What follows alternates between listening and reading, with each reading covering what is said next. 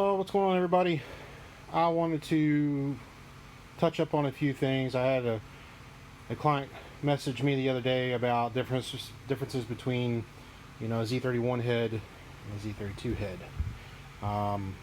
This in particular is an OWO. There's really no difference in the head except for obviously the port.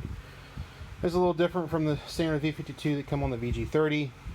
Dual overhead cam head, they're pretty much all the same as it comes to deck surface. Just like the V52 has the exact same deck surface outline as the VG30, just as the VG33 head. So, wanted to go over the differences between the two. Obviously, you're looking at the 2-valve head versus the 4-valve head.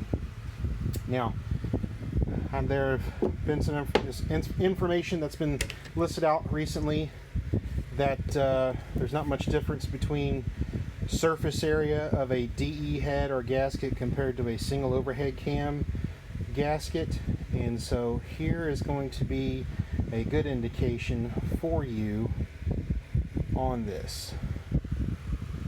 There it is. That is a single overhead cam gasket. Get this thing lined up a little better. Here we go. That is a single overhead cam gasket on a DE head. The surface area of the head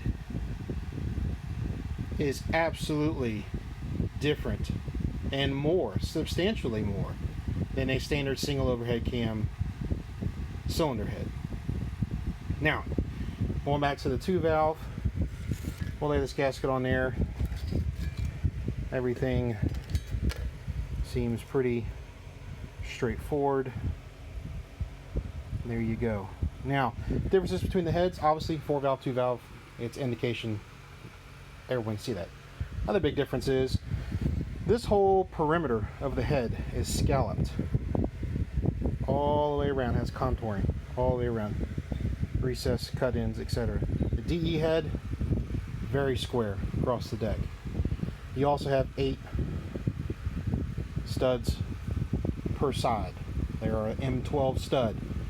These, I believe, if memory serves me correct, there are M10s or M11s. That's a huge difference in overall diameter of a stud. This uses 5 studs per cylinder, this is 4.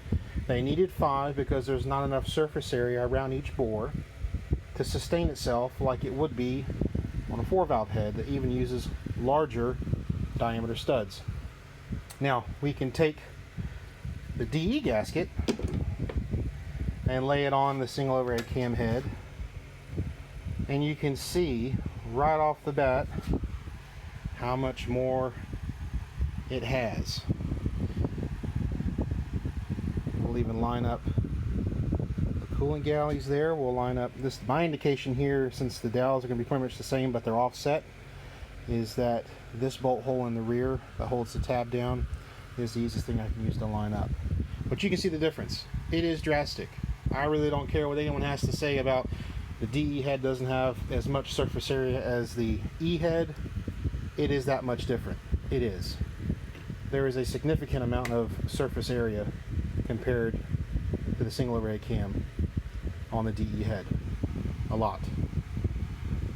So there's a quick indication of the differences.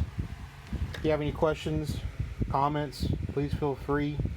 I'm not here really to argue with anybody. I'm just trying to show everybody the differences between the two. There are differences, and for reasons Nissan did this was obvious. We were putting more cylinder pressure, more heat, more everything through this head, and you need to have more surface area. You need to have larger studs, larger fasteners. So, looking at the two, you can see the difference. If you have any concerns about the single overhead cam, don't worry.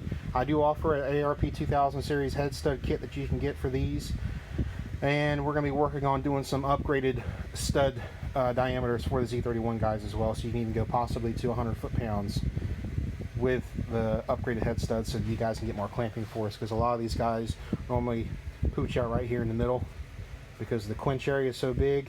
So stay tuned. There's a lot more things coming for you guys, but I just want to share everything with you so you guys have a bird's eye view of a proper comparison of what these things are and what it means, and how to differentiate the two. So there you go.